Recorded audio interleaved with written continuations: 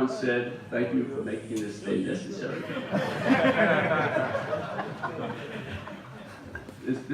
The track and cross country is more than a one-person operation, and as it was stated earlier, Vasily Attiliadi started the program. Track takes a long time to build. It's a lot of work. Unfortunately, Vasily Attiliadi started the program, started the tradition for 20 plus years, starting in 1960. So there was already a tradition of success before I took over, assisting him and whatnot, but as members of the MAPS League. Cross country is more the baby sport, started in '76, but within 4 years with Coach Dempsey, 2 years with Coach Carrie Gross and Coach Larry Burns. When I took over, at least it had solid footing in which to take off. So getting it started is a lot of work. The strength of a program is numbers. So for us, the numbers come from the middle school. So it's the middle school coaches. Again, Coach Burns in cross country, Sarah Hurd, Coach Smith in cross country and track. They start that passion, enthusiasm for the sport, so they continue going into high school. I always said St. Anthony's will have 30 kids out for freshman cross country. They only need 5 of those 30. We need 5 out of 6. So the odds are not good for us. The assistant coaches, they're in the trenches, rain, sleet, snow, and they're not mailmen, but they're there every day reinforcing that culture. So, and I think 7 or 8 are alums.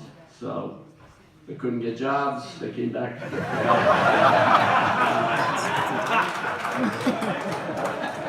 Also important is the school budget. You know, track cross country are low on the food chain at a lot of schools, but the school's budget helps support the overnight trips to Brown, Gilderland, the state meets, the parents who also supported when we had to get a flight to Disney or Alabama, but all those helped create that culture. We saw the real world of cross country, and the program took off. It really helped. If they didn't support it, we would have had to sell a lot of cookies.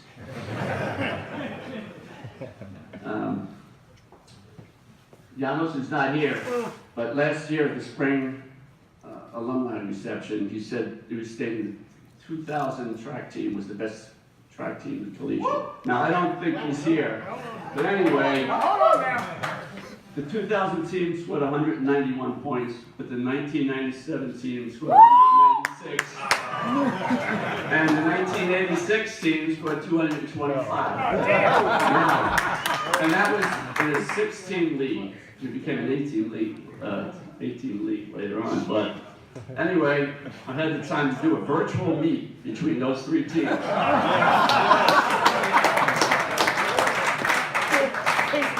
Tied, dead heat, 65.5 to 65.5. Class of the team in 1986 and 1997. In third, class of 2050 points, 15 points behind. So give that word to Janos. But, and with that tie, I have to say the 86 team ran on a cinder track at New York School for the Deaf. So I took the times that everyone ran at the state meet. So the A's would have to go to the 86 team. When the school was decided to move, I brought 15 bankers' file book cases home. I couldn't stand to see them thrown out. Ironically, I got an email in 2006 from my high school coach who said the principal of the school was throwing out all the black books, which were his files for all the records, and that principal was dismissed some years later. Oh, but it had nothing to do with that. But anyway, I brought them home. I've whittled it down to 11 boxes. But going through those boxes, I noticed, I came up with little tidbits that I thought were pretty good, because I saved everything. Results of other meets, that's how I was able to throw out, because that's little scouting reports. Remember, wars are won before the first battle is fought. But, so tossing out a couple, 3, 4 boxes of nothing, but results of other meets. I came up, I had some tidbits, so I'll share some of them with you. I got a kick out of some of them. One was a 1983 article in the Collegiate Journal I read. With the loss of veteran coach Vasily Attiliadi, many people expected the team to have a poor season. Wayne, Andy, that's what you gotta look forward to. The best, you know? In 1999, when we went to the change uniforms to the classic C, letter C, Coach emailed me, people who know who you are. Initially, there was a problem. We went to a few meets, they called us Carmel High School, this and that. And that stopped. And that has to do with you guys, let people know what school the C stands for. And I have to know it real fast.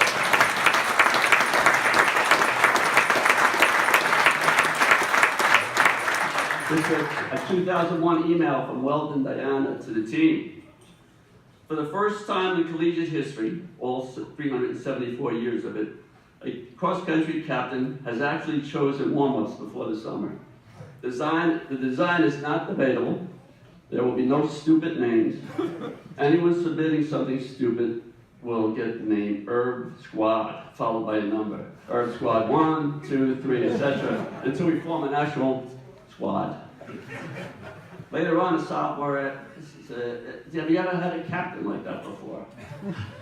He was unique. At the 2001 Ivy Cross Country Championships, a parent from an opposing team said, and this is censored, blankety blank blank blank, not collegiate again.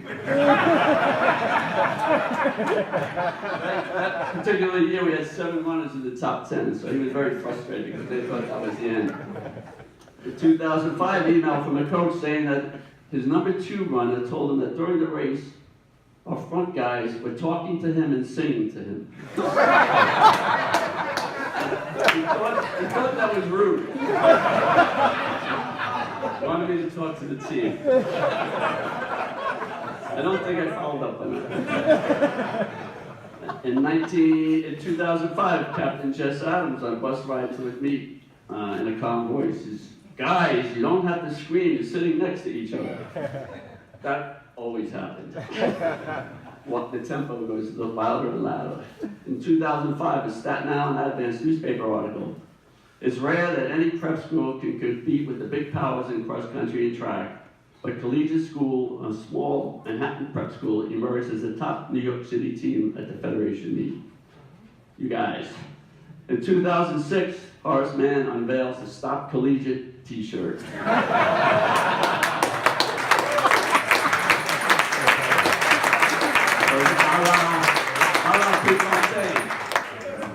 The coach came over to me and apologized, but I said, I don't mind it at all. Can I get one? So the parents came up with one, and I actually had it in a frame. I still have it. In an email from a lady coach in August of 2006, enjoy the ride wherever it takes you.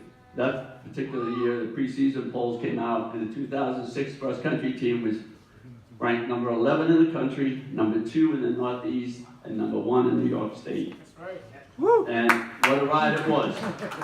I got an email from Roberto DeVito in Japan at the time asking how the season went. And I said, we started great, had some setbacks, rallied late, came up short. He thought that was incredible that I could summarize the entire season in one sentence. Time was precious then, so you had to be concise. Then there was a 2004 email from a Horace Mann student writing for the school paper about athletic recruiting in both high school and college. His 5th question was, if you do not recruit, how do you explain the outstanding cross-country and track teams in the past 20 years? Well, this is my answer. There was no magic bullet or formula. Running is a fitness conditioning sport, so in order to get better, one has to be willing to work. I can say without a doubt that our team works hard and they're committed, so that's the significant part of our success. The question might be, why do they like to work so hard? And I'm not sure I have that answer. Most of the guys on our team are classified as having average ability and high motivation. These are the guys that have been the foundation of our program over the years. Every so many years, and recently over the past 4 years, the bar has been raised with athletes of both high ability and high motivation. Now, I don't know if that ever made the papers at Horace Mann, but that's really been our story, getting the most out of our our ability. Fortunately, that trend went another 10 years. And, you know, I always thought for a few years, every 4 years seemed to be a good team, and I figured, well, admissions must have made a mistake. The rejections must have gone out in the acceptance envelopes. And that's how we ended up with a good team. But then we were on a roll, and I know there's a lot of good coaches out there that never had that experience, but I was fortunate. I guess it was, you could say it was well worth the wait. But then I think, you know, do I want, where was my point here? Oh, here it is. I have to ask myself, would I miss traveling to Greensboro, North Carolina for the outdoor nationals to see the leadoff leg in the 4x-mile relay and lose his shoe on the first turn? You have to run a mile with only one shoe on, and then see the relay miss the podium by less than 8 seconds. That was in 2006, or earlier that year at the indoor nationals with the goal of winning the national championships at the 4x-mile, only to see the lead leg trip and fall at the 600-meter mark and end up in last place. And Rowley finished third, but finished 2.5 seconds from the national championship. We're trying to qualify for the 4x8 relay for Penn Relays and Nationals and waiting 2 hours for the race, only to see the lead guy DQ on a false start. And then have the official come up and say, I tried to save the kid, but he was too anxious. Or running the DMR at Penn Relays, but the lead leg gets tripped and falls, doesn't get up, and we don't even finish the race. We're trying to keep seniors focused a month past graduation so they can compete at the podium, compete for the high-level competition at outdoor states and nationals. That's despite proms, graduation parties, and being totally out of their regular routine. And as we know, birds fly north in the spring, seniors head south. And then, I know recently, every time that we had the snowstorm, we said, thank God I don't have to worry about figuring out a practice today. But trying to plan spring break practice, and snowbanks, snowstorms cover your track, and the only facilities you have, you always have to improvise, and it's a headache. But then again, I think to myself, other than that, I have to admit, if it wasn't for you guys, you know, I never would have gone to Rochester, Binghamton, Buffalo, Gilderland, Cicero, Canton, New York, Pawtucket, Rhode Island, Hoover, Alabama, Greensboro, North Carolina. So yeah, there's a trade-off. Coaching is an everyday grind, and really when the grind gets too much, it's time to go. But Bill Parcells once said, there's always a time to get off the train, because there's always that young talent coming. I was at a CYO track meet at Ocean Breeze this morning, and there's some talent out there. But there was a few years ago, I was at a track meet upstate, and there's this old guy walking around with a scrungy, sweaty hat.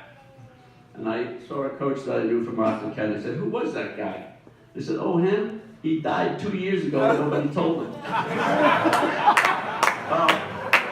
I didn't want to become that guy. But thank you.